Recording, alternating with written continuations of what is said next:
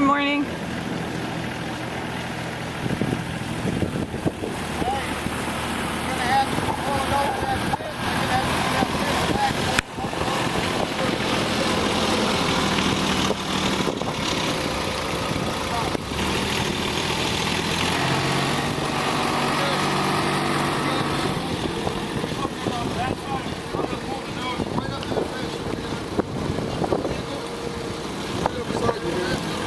Okay.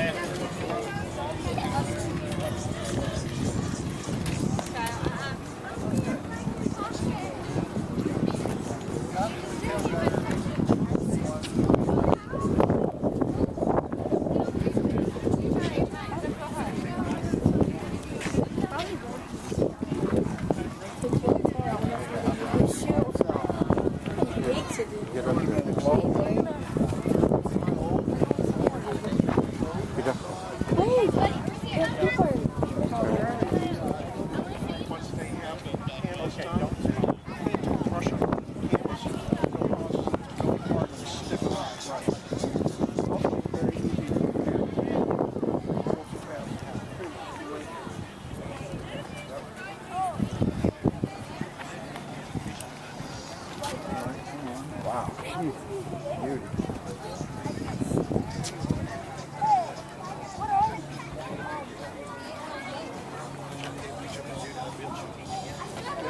Oh my gosh, I got one down there too.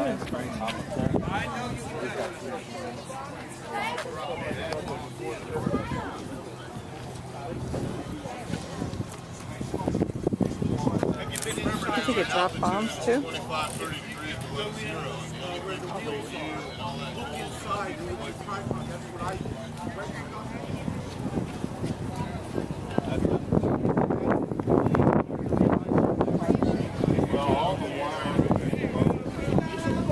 All your existing wires are closed. There's a fuel ring.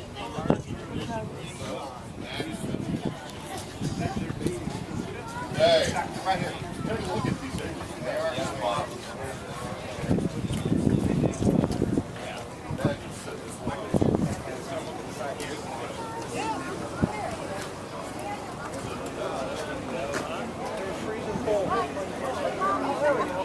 I've never been. No problem. Who are you guys?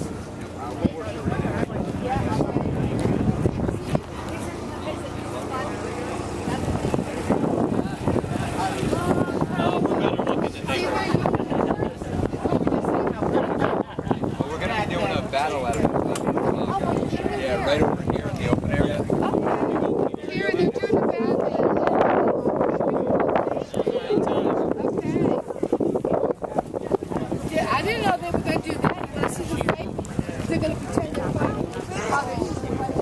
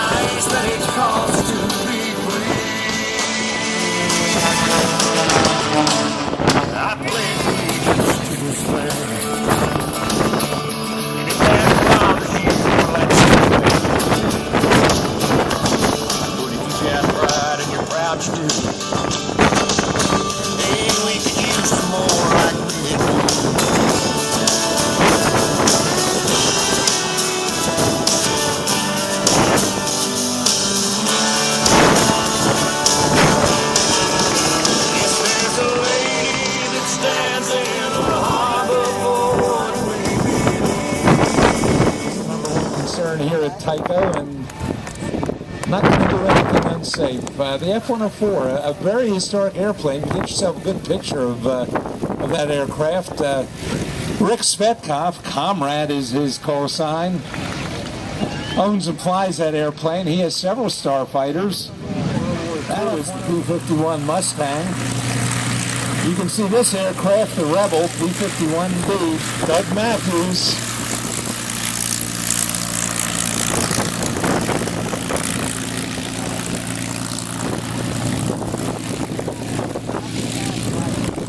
Doug Matthews, who owns and flies that aircraft, was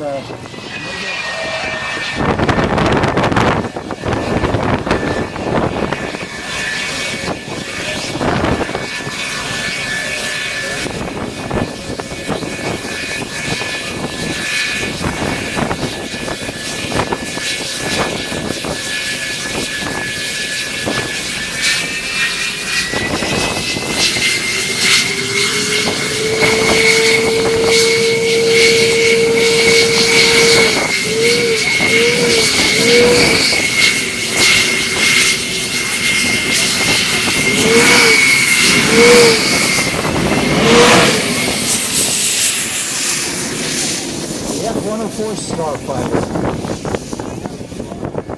Still holds an altitude record for that class of airplane.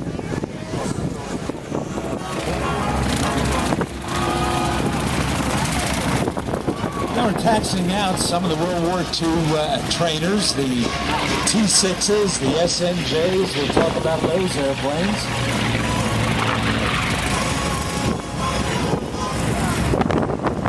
Now let's go back, talk about Pearl Harbor a little bit. December 7th, 1941, we all know what happened. About 230 miles off the Hawaiian Islands, the Japanese force was assembled for a surprise attack on our base at Pearl Harbor in Hawaii. The Japanese plan was fairly simple: annihilate our Pacific fleet so that the Japanese could continue their march through the Pacific.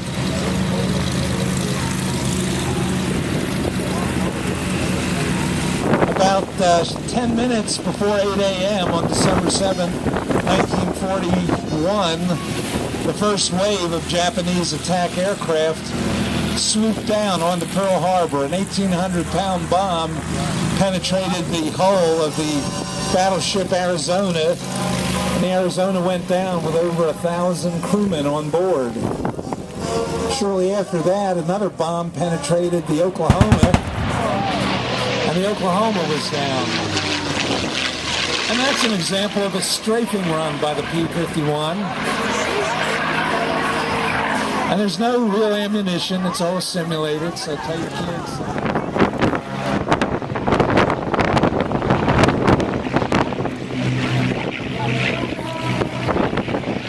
And there was a progression in these training aircraft. It would start with a primary trainer, which we can't fly for you today. They would move from the primary training aircraft, such as a Boeing Stearman, the PT-17,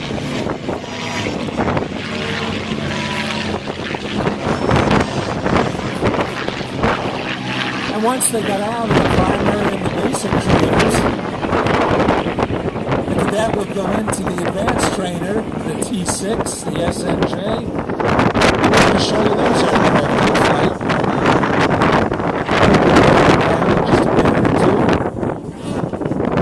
When the aviation cadet would graduate with maybe slightly over 200 hours of training time, right into combat with a couple hundred hours.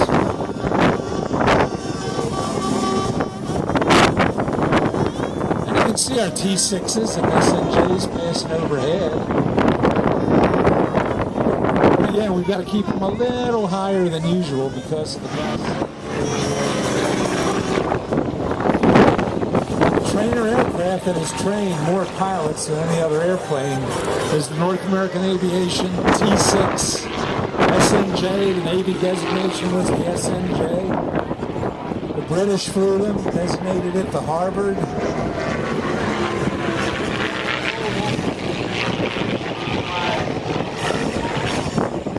And these T6s and SNJs actually were operational well.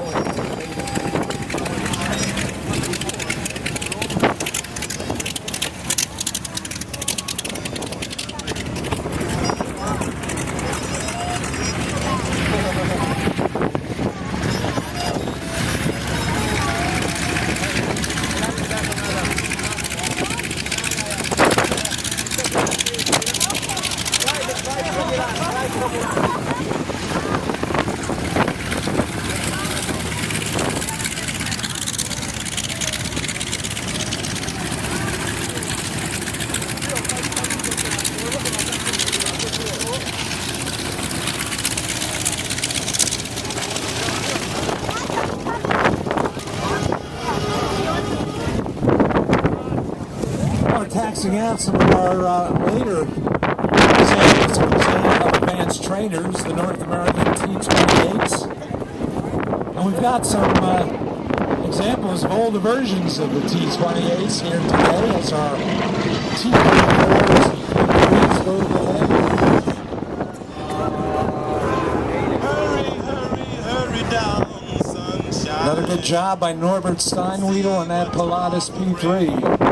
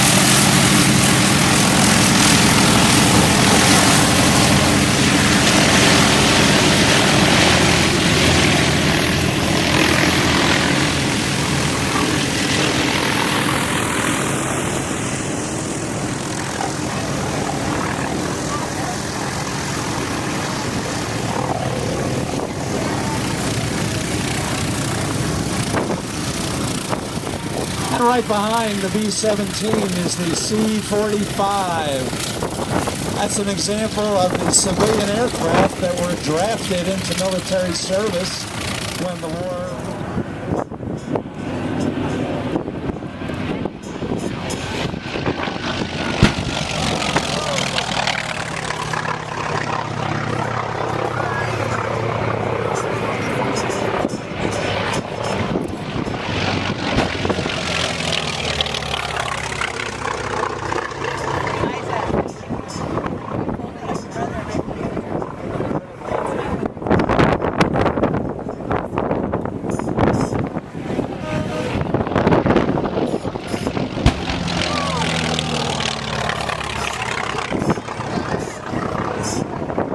watch that last T-28 in line. He's the one with the guns. He could also perform the ground attack role. He could strafe the enemy ground troops, and we'll give you a little demonstration of that.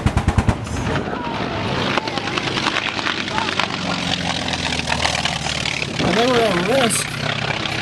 Strafing at low level like that, very susceptible to small arms fire on the ground. Not a very heavily armored airplane.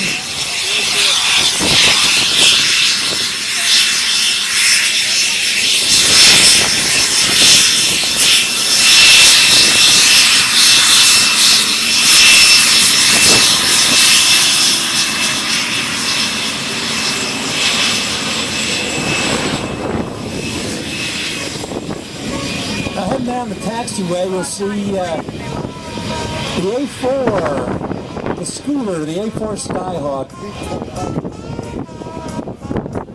That was the Navy's frontline fighter in the Vietnam era. Small, light, they could fit a lot of those A4s on the deck of a carrier. Larry Elmore is flying that A4. Well, the way our luck is going today with the weather, it looks like it's carried over a little into our B-17 Chucky. Looks like he's having an equipment problem, not going to be able to fly for us today, but get yourself a good photo down the taxiway.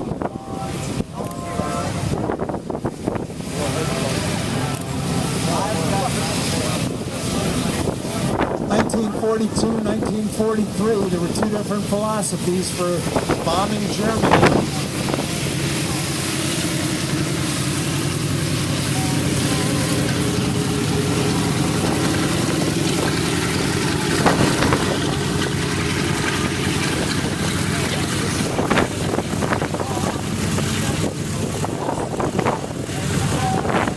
The British thought it would be best to do night bombing, undetected, and go into the heart of Germany at night. Well, the 8th Air Force in England felt differently. Our 8th Air Force felt that the best way to use our B-17 Mustang came along, that high altitude daylight bombing became a different ballgame.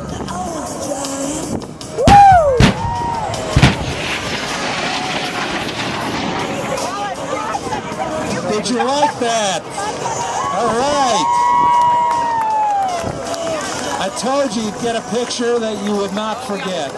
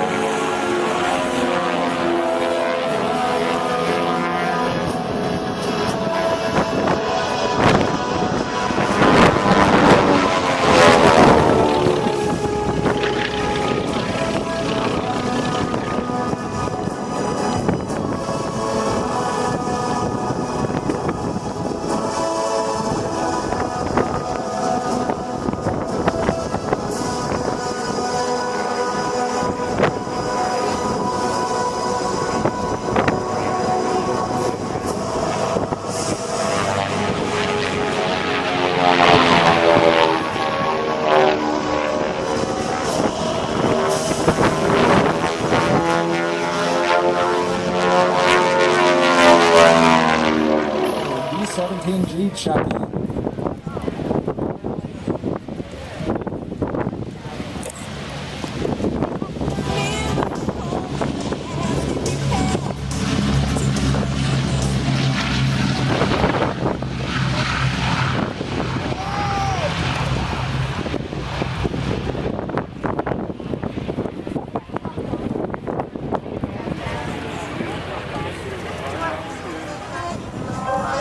Heading into Germany with their P-51 escorts.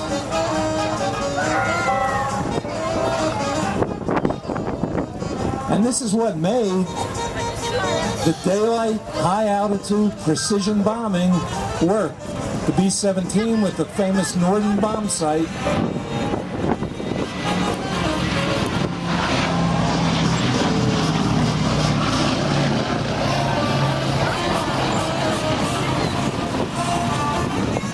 Give Matt a big wave as he goes by.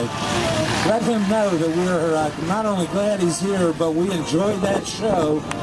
Give him a big wave of your hat, wave of your hand. Mr. Matt Younkin.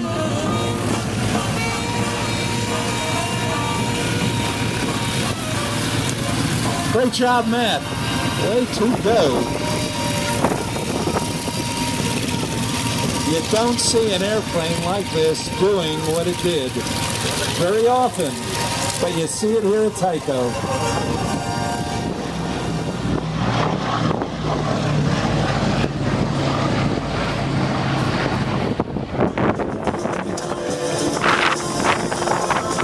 They are the United States Air Force Air Demonstration Squadron. They are known to all the world as the Thunderbirds.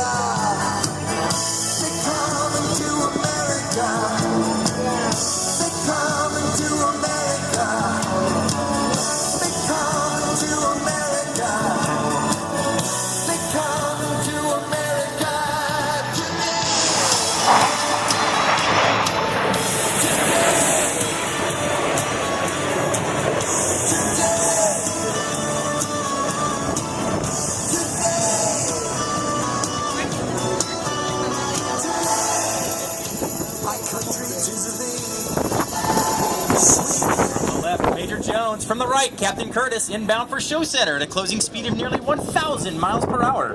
Before meeting, they'll bank sharply, narrowly avoiding each other for the opposing knife edge pass.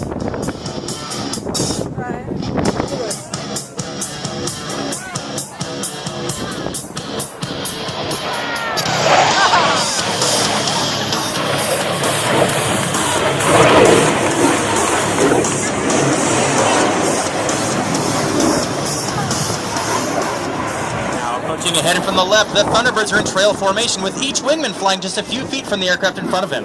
On command, watch as they smoothly transition back to the Thunderbird Diamond.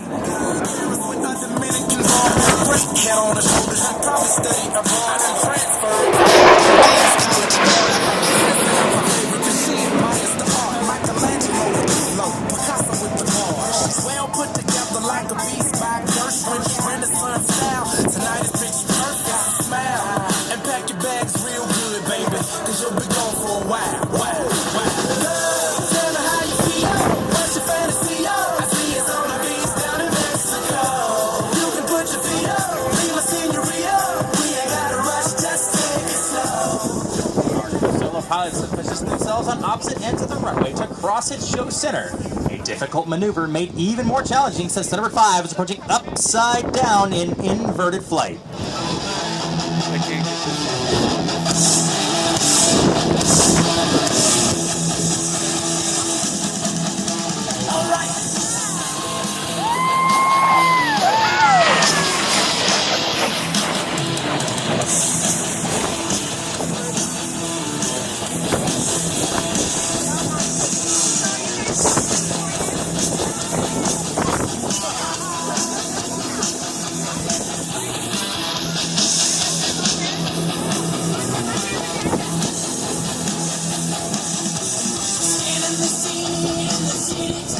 Ladies and gentlemen, have your cameras ready for a picture of formation flying at its finest. From behind to the right, your 2013 Diamond Pass and Review.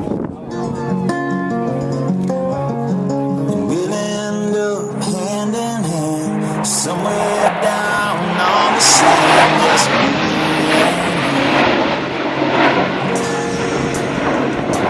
Just as free. Watch from the left as Thunderbird 5 displays the historic Thunderbird emblem with a knife edge pass. We're living on the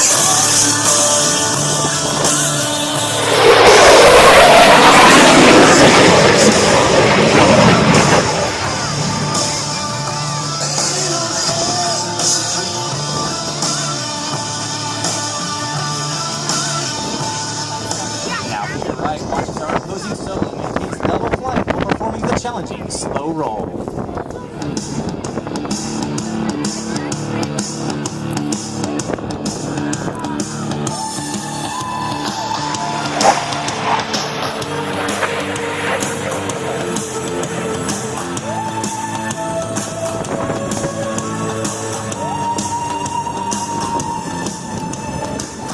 Left and watch as our 4 Diamond pilots display the graceful lines of the F-16 with a line abreast flat pass. she said, oh, I know the sun set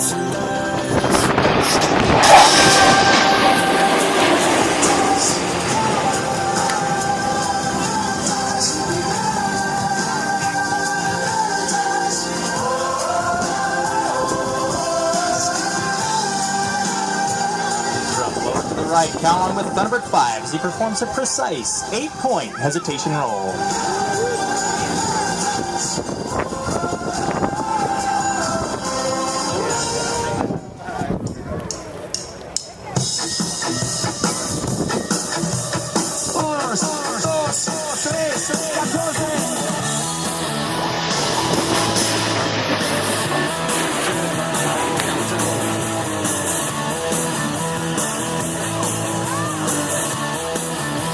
From the left, Captain Curtis will demonstrate the extraordinary roll performance of the F-16 with 4 consecutive aileron rolls at low altitude.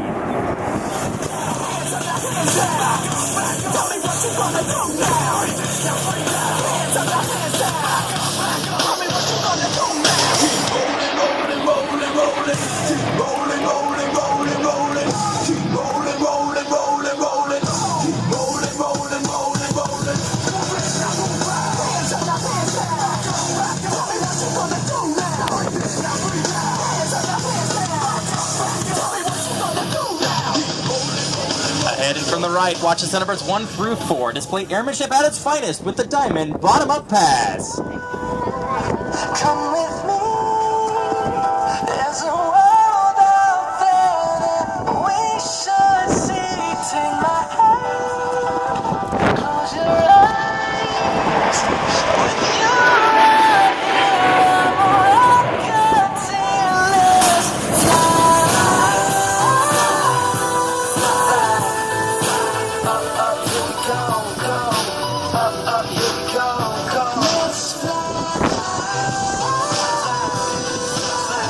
Again from the right, our 2 solo pilots, Thunderbirds 5 and 6, are teamed up this time to create a mirror image in their trademark Calypso pass.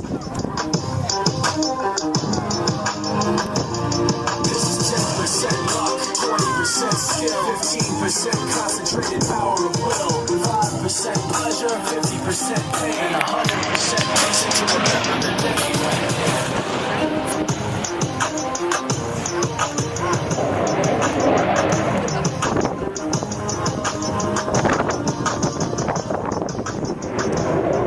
From the left, it's the arrowhead formation with our 2 wingmen, Captain Joshua Boudreau and Major Caroline Jensen, dropping back to flap our slot pilot, Major Kurt Doherty, in the arrowhead formation bottom-up pass.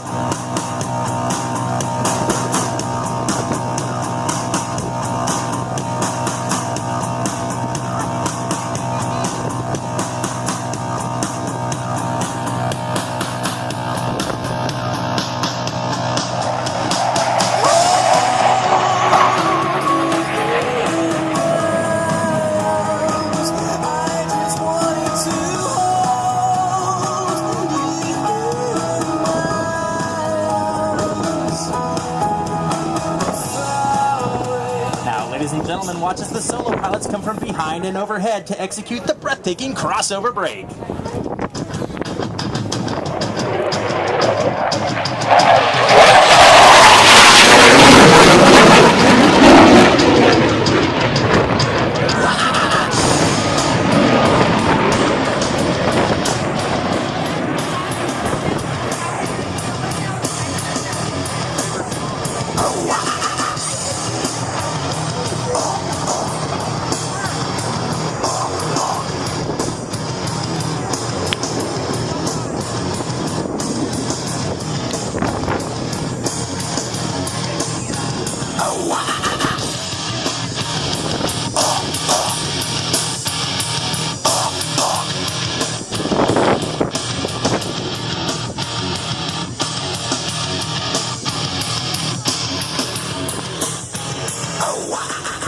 Is now approaching from your right. This is a rare opportunity to go inside the cockpit of Thunderbird 1 as Lieutenant Colonel Mosley calls for the 4 Diamond pilots to perform simultaneous aileron rolls in close formation. Look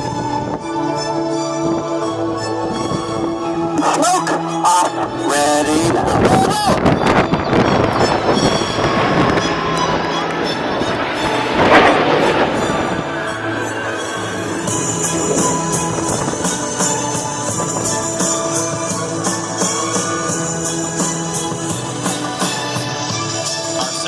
Are once again inbound for a high-speed head-on pass.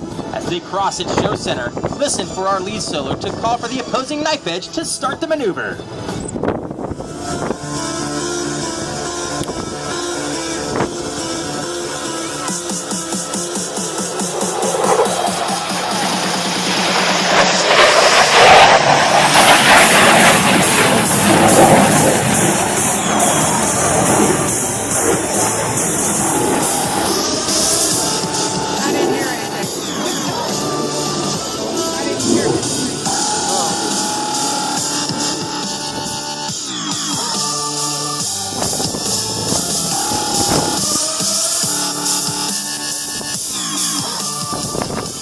From your left, you'll see the Thunderbird stacked up this time in the echelon pass and review.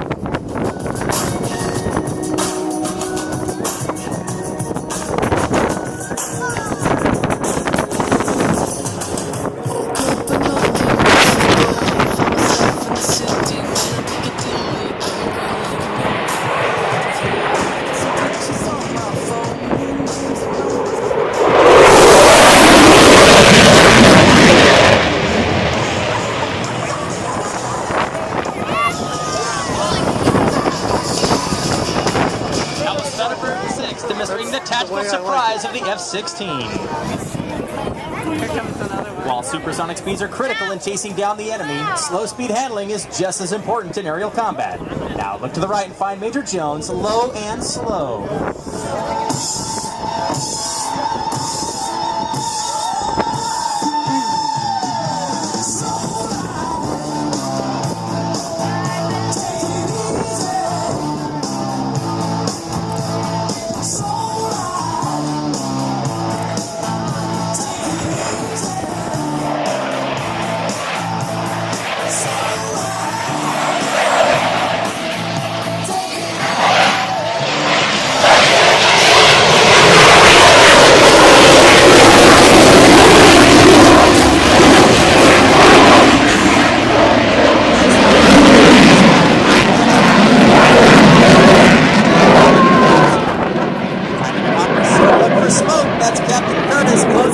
At more than 500 miles per hour. His job is to overtake the formation directly in front of you.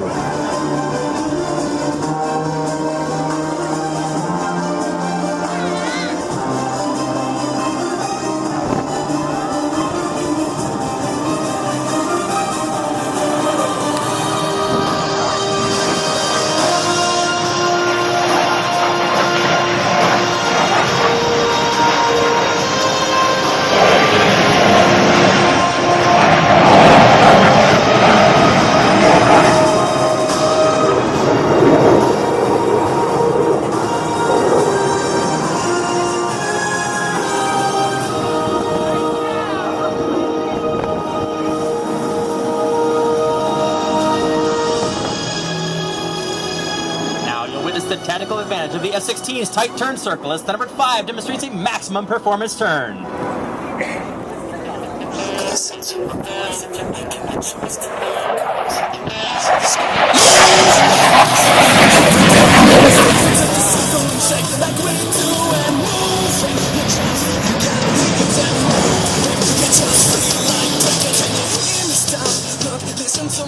It was never my choice to feel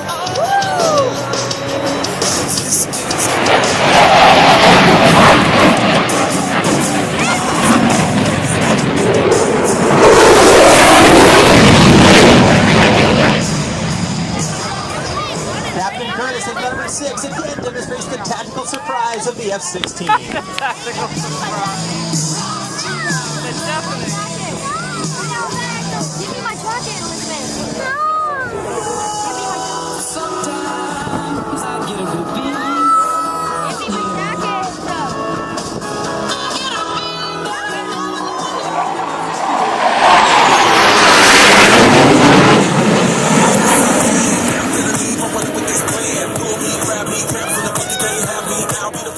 More G's, this time in formation for the Diamond 360. Now I got a word for your tongue. How many rolling stones you grown? Yeah, I got a brand new spirit speaking in this done. Woke up on the side of the bed like I won. Talk like the wind in my chest to that sun. G5 in the US to Taiwan. Now who can say that? I wanna play back. Mama knew I was a needle in a haystack. I'm a body boy, cause way back. I got a feeling it's a rap. ASAP. Sometimes I get a good feeling. Yeah.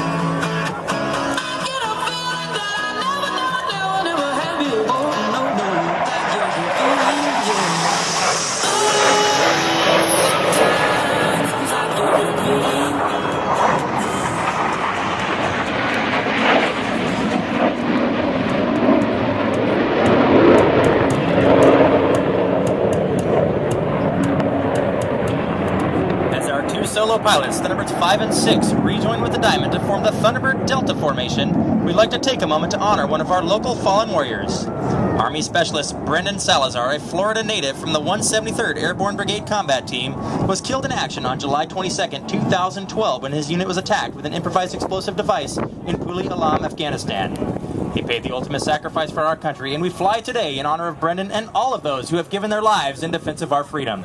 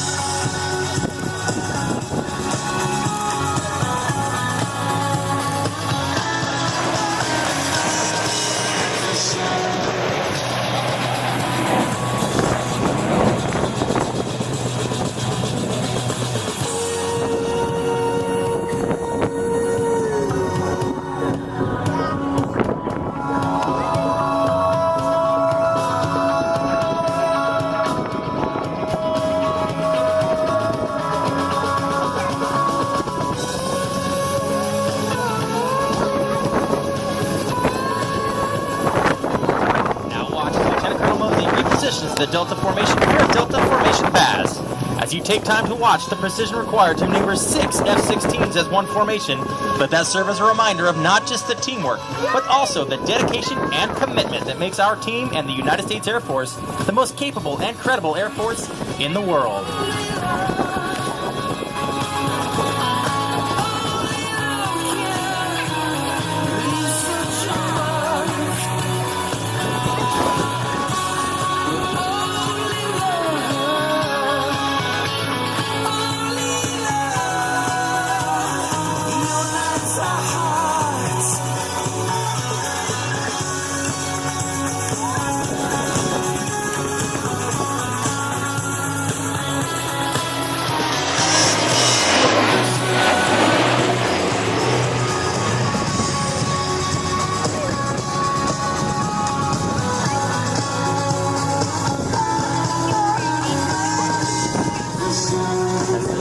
Above, we are proud to represent the nearly 40,000 airmen who are deployed around the world in defense of our freedom. While our airmen, soldiers, sailors, and Marines risk their lives every day to fight for democracy, it is the families that stay behind, keeping the fire burning, who are the silent heroes of our military. Their sacrifices do not go unrecognized, and we thank every parent, husband, wife, son, and daughter who support their deployed military member each day while they fight to keep our country free.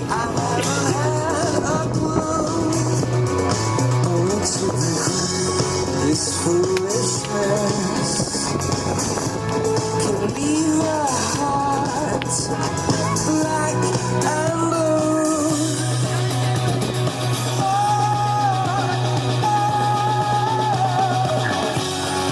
Only love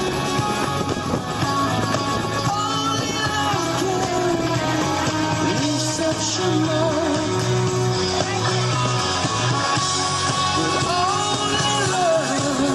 Ladies and gentlemen, perhaps no other maneuver is more closely associated with the Thunderbirds than the one you're about to see. Look in front as the Stinger formation approaches for the low bomb burst. God bless America, land that I love. Stand beside her.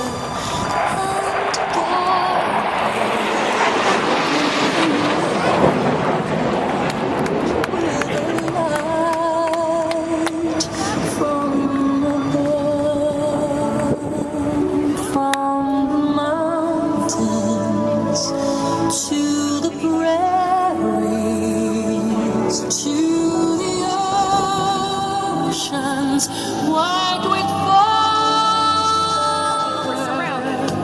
and guide her through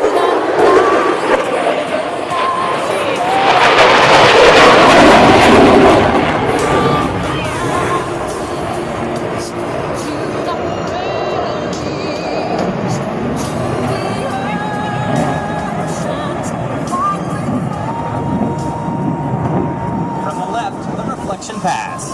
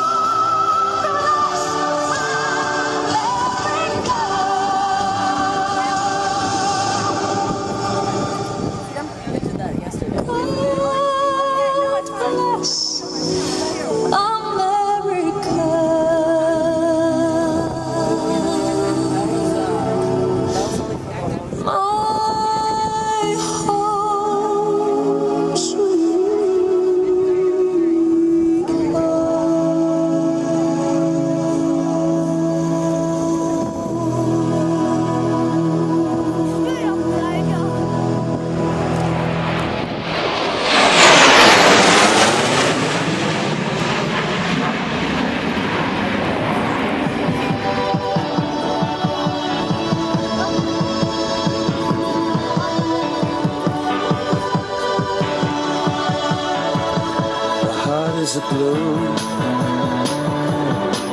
shoots up through the stony ground.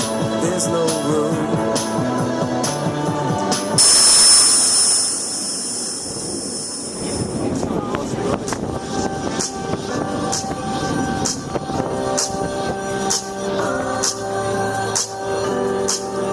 As the numbers 5 and 6 rejoin the diamond and reposition for the Delta closer, we hope you found today's performance inspirational. It is the culmination of hundreds of hours of training and preparation, representing the unparalleled devotion to duty of every combat airman in your Air Force. We encourage those young people in the audience today to dream big, choose integrity, serve their communities and families, and surround themselves with excellence. And now, inbound from the left, the Thunderbirds dedicate this final pass to all the airmen that have gone before us and have paved the way for a brilliant future. I feel so close to you right now.